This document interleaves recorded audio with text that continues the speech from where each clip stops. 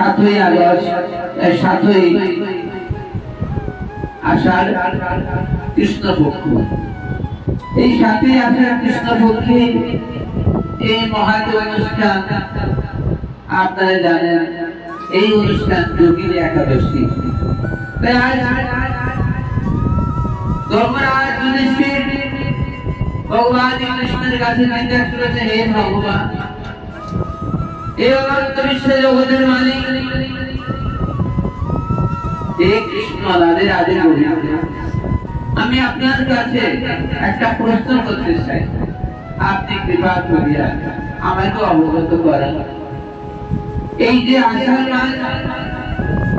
আষাঢ় মাসে যে কৃষ্ণপক্ষ, এই কৃষ্ণপক্ষের যে একাদশী আছে, এই একাদশীর কৃপার নাম, এবং এই একাদশী করলে না জানে জগৎ জীবের কি যেন উপকার হয়, আর না করলেও বা কি ক্ষতি হয়। আপনি কৃপা করে জগৎবাসীর কাছে, আমার কাছে মানে জগৎবাসীর কাছে আপনি কৃপা প্রবাস হয়ে এই মহান একাদশীর কথা আলোচনা করুন, তাহলে আমি বিশ্ব ব্রহ্মাণ্ডবাসীর সবাই সুখী। ভগবান কৃষ্ণচন্দ্র বললেন, এই মহারাজ এই ধর্মতার আপনি শ্রবণ করুন, আপনি এই মহান একাদশী, এই আষাঢ় মাসে যে কৃষ্ণপক্ষ, এই কৃষ্ণপক্ষের যে একাদশী সংগঠিত হয়ে থাকে, এই একাদশীর নাম যোগিনী একাদশী। এই যোগিনী একাদশীর আলোচনা শ্রবণ করুন এবং জগৎবাসী তাকে উদ্ধার হয়েছে। এই একাদশী আমার গুণে গুণান্বিতা, সেটা বিশ্ব জগৎবাসী যত না পাপ করিয়াছে সমস্ত পাপের স্মরণ হয়েছে। এই মহান যোগিনী একাদশী করিলে সব পাপ থেকে পরিত্রাণ হতে পারে, বিশ্ব জগৎবাসীর কোনো পাপ থাকে না, পাপের স্মরণ হয়ে যায়, কত না পাতক উদ্ধার হয়ে যায়। অনন্ত বিশ্ব জগতে যত পাতক আছে, এই যোগিনী একাদশী করিলেই তার সমস্ত পাপ থেকে মুক্ত হয়ে যায়। তাই আপনার সৌভাগ্যবতী এই যোগিনী একাদশী, তা আপনি শ্রবণ করুন, আপনি সাবধানে শ্রবণ করুন। এই যোগিনী একাদশী আমি একটা কাহিনী দিয়ে আলোচনা করব। ভগবান কৃষ্ণ বললেন যে আমি একটা পুরাকালে একটা কাহিনী দিয়ে এই যোগিনী একাদশী আলোচনা করব, তা আপনি শুনুন। পুরাকালে অলকা নগরে একজন শিব ভক্ত ছিলেন। অতঃপর শিবের পরম ভক্ত অলকা নগরে, শিবের একজন পরম ভক্ত, সেই ভক্ত সদা সর্বক্ষণ শিবের সাধন করতেন এবং শিবের সাক্ষাৎ দর্শন পেতেন। এত বড় ভক্ত, কি ভক্তের নাম আপনার অবগত আছেন? সেই কুবের নামে একজন মহাভক্ত, শিবের পরম ভক্ত, শিবকে সাধন করেন। এখন এই যক্ষরাজ কুবের একজন ফুল রোপার জন্য, শিবের উপাসনা করার জন্য ফুলের প্রয়োজন, তাই ফুল উপাসনা করার জন্য একজনকে নিযুক্ত করিলেন। সেই ব্যক্তি হেমমালী নামে একজন ব্যক্তিকে উনি স্বর্গরাজ্যের কথা বলছে, স্বর্গের হেমমালী নামক একজন কে তিনি শিবের উপাসনার জন্য ফুল আনার জন্য নিযুক্ত করিলেন। সেই হেমমালী ভগবান শিবের ফুল ভেদেন কুবের মহারাজের কর্মচারী হিসেবে, এবং এই হেমমালী একজন অতীব সুন্দরী স্ত্রী ছিল। সেই সুন্দরী স্ত্রীর নাম বিশালাক্ষী নামে এক সুন্দরী স্ত্রী ছিলেন এই হেমমালী। এবং হেমমালী নিজের স্ত্রীকে অতীব ভালোবাসতেন, বন্ধুরা দিত এমন ভালোবাসতেন। একদিন প্রতিদিন প্রায় হেমমালী পুষ্প চয়ন করে এনে যক্ষরাজ কুবেরকে দিয়ে, এই হেমমালী প্রতিদিন মানব সরোবর থেকে ফুল সংগ্রহ করেন। মানব সরোবর থেকে ফুল সংগ্রহ করিয়া তার মহারাজকে, সেই কুবের মহারাজকে দিয়ে দেন।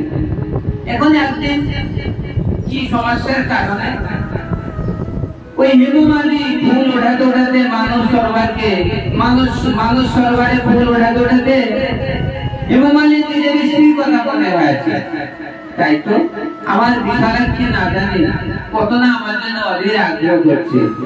এখন ফুল ওঠাতে ওঠাতে আপনার ফুল ওঠানোর মন নাই, মনে বিচলিত আছে নিজের পত্নীর কারণে। ভুলে গিয়েছে ফুল ওঠানো বাদ দিয়ে নিজের বাড়িতে স্ত্রীর কাছে চলে গিয়েছে। আমার স্ত্রী মহা আদর যত্নে ফুল ওঠাবার কথা মনে নাই আর। এখন স্ত্রী সঙ্গ করিয়া কাল অনেকক্ষণ চলছে আর ফুল ওঠাবার কথা কোনো বিশ্বাস নেই, আছে কিছু মনে নাই। সেই রমণীর প্রয়োজনে সেই হেমমালি সব ভুলে গিয়েছে। এদিকে দ্বীপ প্রহার হয়েছে, কুবের মহারাজের ফুল আর এনে কেউ দিচ্ছে না। তখন মহারাজ বলছে, আই কে আছো? আমার হেমমালি প্রতিদিন আমার কাছে ফুল দিয়ে আছে, কিন্তু আজকে কেন ফুল দিচ্ছে না? দ্বীপ প্রহার হয়েছে। একটা কাহিনী বলছে ভগবান কৃষ্ণ, বারবার শুনে মনে রাখে। সেই কাহিনী আমি তা বলছি, একটু দেখো তো এই হেমমালি কোথায় আছে। একজন প্রহরীকে বললেন, যাও হেমমালির বাড়িতে চলে যাও। হেমমালি কেন আসছে না, কি কারণে আমার প্রভুর সেবা সময় ছাড়িয়ে যাচ্ছে, কেন ফুল আসছে না, পুষ্প কেন আসছে না? এখন সেই প্রহরী গোপন ভাবে সেই হেমমালির বাড়িতে এসে দেখে হেমমালি ঘরের মধ্যে বিভিন্ন ক্রিয়ায় রত আছে। এবারে হেমমালির আর আসার আর কিছু মনে নাই। সেই প্রহরী অনেকক্ষণ দাঁড়িয়ে থেকে দেখলে হেমমালির আর কোনো কিছু ফুল আর ওঠাবার কথা মনে নাই এবং মহারাজের কাছে ফুল দেওয়ার কথা মনে নাই। এইভাবে যখন হেমমালি নিজ ঘরে ব্যস্ত আছেন, তখন সেই প্রহরী মহারাজ হেমমালি আসতে পারছে না, তার স্ত্রীর সঙ্গে কথোপকথন আছে, যার ফলে হেমমালি আপনার পুষ্প দিতে পারবে না। তখন মহারাজ কুবের আরেকটা লোকের তাকিয়েছে, এত দুর্মতি পাষাণ্ড যাকে আমার এই পূজার পুষ্প আনতে পারছে না, সে আজকে বিভিন্ন ভাবে বিভিন্ন ক্রিয়ায় রত আছে। এই কথা যখন বলে মহারাজ হুঙ্কার করছে, ওদিকে হেমমালি অন্তরে সারা দিয়ে সব ভুলায় যাচ্ছে, তীব্র হাত ছাড়িয়ে গিয়েছে। আমার পুষ্প মহারাজ বসে আছে, পুষ্প দিতে পারে। তখন হেমমালি আজকের অঙ্গ সুশ্রাম না করে স্নান না করে ওইভাবে চলেছে। হেমমালির আর কিছু মনে নাই, মহারাজের কথা চিন্তা করে নিজের অঙ্গ সুচির কথা কিছু আর স্নান আদি গপ্পনাদি না করে এই অবস্থায় মহারাজের কাছে মহারাজ। তখন মহারাজ বলছে, দাও পাপিষ্ঠ দুরাচার কুলাঙ্গার, আজ এই আমার সেবার পুষ্প না দিয়ে তুমি তোমার বাড়িতে বিভিন্ন মজা বিভিন্ন আনন্দ করছিলে না, যাও দূরে আমার সম্মুখ থেকে। আর তোমার স্ত্রী সহ আমি ওই সম্পদ দিয়েছি, কিন্তু আমার পূজার এই পুষ্প আসে নাই, আমার ঠাকুরের সেবা বিঘ্ন আছে। তাই তোমরা দুজনে মহাগলিত পুষ্ট অবস্থায় পৃথিবীতে চলে যাও, যাও স্বর্গ থেকে দূর হয়ে যাও। গলিত পুষ্ট অষ্ট প্রকার মহান পুষ্ট আছে, সমস্ত পুষ্ট তোমাদের দুজনের করবে। তোমরা দুজন সেই পুষ্ট রেখে অত্যন্ত জ্বালায় ছটফট করবে, বিশ্ব ব্রহ্মাণ্ডে যাও, পৃথিবীতে চলে যাও। বলার সঙ্গে সঙ্গে তখন হেমমালি এবং হেমমালির স্ত্রী বিশাল দেহে সমস্ত গলিত পুষ্ট দেখা দিল এবং দেখা দিতে দিতে সমস্ত হস্তপদ কম্পন করতে করতে স্বর্গ থেকে দম করে পড়ে গেল পৃথিবীতে পড়ে গেল দুজন। এখন পৃথিবীতে পড়ে যে অজ্ঞান অচৈতন্য আছে, সমস্ত অঙ্গ গলিত পুষ্ট এবং রস বলছে, কৃমি কীর্তন করিতেছে এবং অজ্ঞান অচৈতন্য হয়েছে। এখন এই হেমমালি এবং তার স্ত্রী বিশাল তখন আর পর্যন্ত দেখতে পাচ্ছে না, গভীর বনের মধ্যে প্রবেশ করিয়াছে। আর জ্বালায় ছটফট করে ঘুম হচ্ছে না, কারণ গায়ে যদি কীট পতঙ্গ যদি কামড়ে থাকে, দংশন করতে থাকে প্রতি মুহূর্ত, সমস্ত গা টলটল করছে, মাংস সব থপ করে পড়ছে, সেই পুজ গলি তো পুষ্ট দেওয়া আছে দুজনে, সেবা কোটি কোটি আছে, এই জন্য নবী সম্পত্তি আছে। সেবা কত সাংঘাতিক জিনিস তাই মনে করে দেখুন।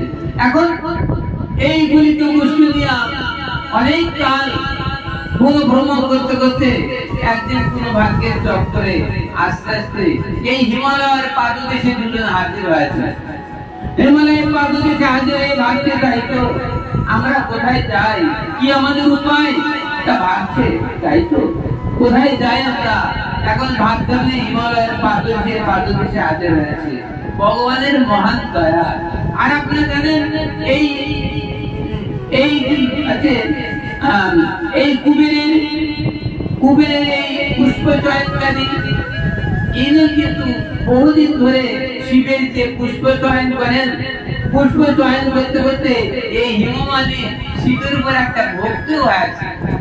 কারণ অনেকদিন এক মহারাজ পুষ্প দিচ্ছে শিবের সেবা করতে, তাই ওই হিমমালীর ওই শিবের উপর একটা ভক্তি হয়েছে। যদি আজকে মহা অভিসম্পদগ্রস্ত আছে, কিন্তু এই হিমমালের বিশালত্ব কিন্তু তার ভজন সাধন কিন্তু ভুলে যায়। পৃথিবীতে রূপগ্রস্ত হোক আর যা হোক না কেন, কিন্তু শিবের ভজন কিন্তু ভুলে যায়। মানুষ সরোবর থেকে পুষ্প আনতে বহুদিন ধরে মহারাজের এই পুষ্প দিতে ওনার মনটা কিন্তু পবিত্র হয়ে আছে। যদি আজ মহারাজ খুবই অভিসম্পত্তি আছেন, সেটা খেলে কি আছে, কিন্তু মন কিন্তু ভালো আছে, অন্তর ভালো আছে, অন্তর বা জৈবিক সাধন। তাই শিবের উপরে গভীর অন্তরে একটু ভালোবাসা আছে, তাই শিবের দয়া আছে। তাই আজকে ভাবতে এই পৃথিবীতে এসে হিমালয় পর্বতের কাছে হাজির হলেন। হিমালয়ের পর্বতের পাদদেশে হাজির হয়ে হাঁটছেন দুজন। আর কত না কষ্ট, হিমালয়ে সেই ঠান্ডা হয়, হাঁটতে পারে না মানুষ, দেহ জড়সড় হয়ে যায়। ওই অবস্থায় হাঁটতে ভাবছে যাইতো কোথায় যায়। এমনি সময় মার্কেন্ডেয় মহাঋষি সন্ধান ওই হিমালয়ের পাদদেশে মার্কেন্ডেয় মহাঋষি তপ করেন, সাধক করেন। কোন ভাগ্যের চক্করে কোন কারণে ভগবান ইচ্ছায় ওনারা সেই পাপগ্রস্ত দেহ, কলিত পুষ্ট দেহ নিয়ে ওই সেই মহামুনির কাছে হাজির হলেন। মার্কেন্ডেয় মহামুনি তার চরণে বন্দনা করিলেন, হে মুনিবার, আমরা দুজন মহাপাপী, আমরা কাল পরিশ্রম করিয়া এই বনের মধ্যে হার নিদ্রা ত্যাগ করিয়া করতে করতে আমরা দুজন আপনার সান্নিধ্য লাভ করিয়াছি। না যেন আমাদের কল্পনা সৌভাগ্য আপনার মতো মহাঋষি সান্নিধ্য লাভ করিয়াছে। তাই মানিকন্য মহামুনি বললেন, ঠিক আছে বসো, আমার সম্মুখে উপবেশন করো। তোমরা দুজন বসে দেখি, কে তোমরা, কি তোমাদের নাম, কি তোমাদের পরিচয়, এবং কার অভিসম্পদে গলিত কুষ্ঠ তোমাদের দেওয়া আছে। এই গলিত এমন কুষ্ঠ যে তোমাদের কাছে কেউ যেতে পারে না, তো দুর্গন্ধ তোমাদের দেহ, বলো কারা তোমরা। তারপর হেমমালী বললেন, আমার নাম হেমমালী, আমি মহারাজ কুবেরের পুষ্প চয়নকারী, আর আমার বিশাল আমরা দুজন ওই মহারাজ কুবের ওখানে আমরা চাকরি করতাম। মহারাজ কুবেরের পুষ্প চয়ন করে দিতাম, কিন্তু হে মহামুনি, আমার সমস্ত পাপের কথা বলিতেছি। তাই দেখেছেন, পাপ কিন্তু চেপে রাখলে হয় না, পাপ মহাজনের কাছে বলতে হয়, পাপ মহাজনের কাছে বলতে হয়, স্খলন হয়ে যায়, পাপ আর পাপ থাকে না। আজকে হেমমালী নিজের পাপের কথা যদি আজকে মহাঋষি মার্কেন্ডের সঙ্গে না বলতেন, যদি লজ্জা করে চেপে থাকতেন, তাহলে কিন্তু পাপ আর স্খলন হতো। ওই হলো তার সারা জীবন ভোর অনন্ত কোটি কোটি কল্প এইভাবে ভোগ করতে। তাই আজকে উনি বললেন, দেখুন হ্যাঁ মহামুনি, আমি লজ্জা করবো না, আমার স্ত্রীকে আমি অনেক ভালোবাসি। তাই আগে পুষ্প চয়ন করতে করতে হঠাৎ আমার স্ত্রীর নাম আমার মনে হলো, স্ত্রীর রূপের কথা মনে হয়ে আমি তাড়াতাড়ি পুষ্প মহারাজকে না দিয়ে আমি বাড়ি চলে গেলাম আমার স্ত্রীর সঙ্গ করতে। আমার স্ত্রী বহুদিন পর আমাকে পেয়ে অত্যন্ত আপন করে আমাকে কোলে দিল, এবং স্ত্রীর ভালোবাসায় আমি সব ভুলে গিয়েছিলাম। আমি আমার মহারাজ নবীকে কষ্ট দিতে পারি নাই, যার ফলে আমার দেহ অসুস্থ অবস্থায় আমি মহারাজের কাছে গিয়েছিলাম। আর মহারাজ আমাকে পাতকি দুর্মুখ পাষাণিত বলে আমাকে ত্যাগ করে দিলেন এবং আমাদের দুজনকে এই অভিসম্পদ দিলেন। যে অভিসম্পদে বলিত কষ্ট আপনার চরণদাসে আছে। আপনারা আমাদের পাবিত করলেন আর কেউ নাই। এই মহা দেখেন সাধুগণের মহিমা কেমন। যদি অপরাধ করে সাধুর কাছে যাওয়া হয়, তার সাধুর গুণ কেমন। সাধু অপরাধ স্মরণ করে দিতে পারে। সাধুর অনেক গুণ আছে, ভক্তের অনেক গুণ আছে। ভগবানের মহান ভক্ত যারা তাদেরকে অনেক গুণে গুণান্বিত হয়ে থাকে। তাই এনাদের দুজনের ক্রন্দনরত অবস্থা দেখে মহামুনির হৃদয়ে গলে গেল। উনি বললেন ঠিক আছে তোমরা বসো, দেখি কি করা যায়। এখন উনি জানাজ করলেন, জানাজ দেখতে চাই তো এদের তো অনেক অপরাধ হয়ে আছে, কিন্তু অপরাধের স্কলনে একটা মাত্র দিক আছে, আর কোন দিক খুঁজে পাওয়া যাচ্ছে না, একটা মাত্র দিক আছে। তখন মহামুনি কিন্তু বললেন দেখো বিশালাক্ষী, দেখো হেমমালী, তোমাদের একটা মাত্র পথ আছে, তোমাদের কপাল ভালো, একটা মাত্র সুযোগ আছে। এই সুযোগ যদি তোমরা গ্রহণ করতে পারো তাহলে এই পাপ থেকে মুক্তি আবার স্বর্গবাস হবে। তখন ওনারা করজে বললেন বলুন হে মহামুনি, এই মহামুনি বলুন আমাদের কি করিতে হইবে, কি করিতে আমাদের এই মহাবিশাপ থেকে আমরা উদ্ধার হতে পারি। তখন মহামুনি মহাধার্মিক মার্কেন্ড বললেন দেখো তোমরা যে পাপ করিয়াছ এ পাপ স্খলনের যোগ্য নয়। তবে একটা কথা আমি বলছি, তোমরা যদি তো অনেকদিন কষ্ট ভোগ করিয়াছ, তাই আজকে তোমাদের পাপের স্খলনের জন্য মার্কেন্ডীয় মহামুনি বললেন সেই মহারাজ কুবেরের যে অভিশাপ, এই অভিশাপ তো খণ্ডন হওয়ার নয়। তবে আমি একটা ভিক করতেছি, এটা যদি পালন করিতে পারো তাহলে তোমার এই পাপের স্খলন হবে, তোমরা আবার স্বর্গবাস হবে। তাই দুজন গলরগ্নে কিন্তু বাহাতে নদীর চরণে পড়ে থাকলেন এই বুদ্ধিমান কহো কহো কি আমার সেই পাপের স্খলনের পথ আছে, আমরা তা করবই। তাহলে দেখো আষাঢ় মাসে কৃষ্ণপক্ষে একটা একাদশী হয়। এই একাদশীর নাম কি একাদশী জানো? এই একাদশীর নাম যোগিনী একাদশী। আষাঢ় মাসে কৃষ্ণপক্ষে একটা একাদশী পড়ে, এই একাদশীর নাম হচ্ছে যোগিনী একাদশী। এই যোগিনী একাদশী শুদ্ধভাবে তোমরা দুজন যদি করতে পারো এবং এই একাদশীর মহান মহিমায়, এই একাদশীর মহান দয়ায় তোমাদের এই পাপ থেকে তোমরা স্খলন হয়ে, পাপ থেকে তোমরা পরিত্রাণ হয়ে আবার স্বর্গবাস হতে পারো। তাই এই একাদশী, এই আষাঢ় মাসে কৃষ্ণপক্ষের যে একাদশী, এই একাদশী আমাদের পালন করতে হইবে, তাহলে আমাদের পাপের স্খলন হইবে। আমি মার্কেন্ড মহামুনি তোমার দুজনকে এই উপদেশ দিলাম, কোনো ভয় নাই। এই একাদশীর মহান দিনে তোমাদের এই পাপের স্খলন হইবে এবং পুনরায় আবার স্বর্গবাস হবে। সুন্দর দেহ আগের মতো এরকম সুন্দর দেহ হেমমালী এবং বিশালাক্ষী নামে সেই স্বর্গবাসী আবার হয়ে যেতে পারে। তখন এই দুজন ওই কথা শ্রবণ করিয়া ঠিক অপেক্ষায় আছে। যখন আষাঢ় মাস আসলো, আষাঢ় মাসে শুক্লপক্ষে এসে গেল আর কৃষ্ণপক্ষে এসে গেল। সেই কৃষ্ণপক্ষে হেমমালী এবং বিশাল ভক্তি ভরে সেই মহান একাদশী পালন, একাদশী পালন করার পরে তার পরের দিন যে সুষ্ঠু মতে যে পালনের সময় আছে, ওই পালনের সময় মতো পালন হয়েছে। যেই পালন করলেন সেই সমস্ত দেহ আমার সমস্ত সেই যত গলিত কুষ্ঠ ছিল, গলিত কুষ্ঠ ভালো সুন্দর দেহ প্রাপ্ত হলেন। আর এই সুন্দর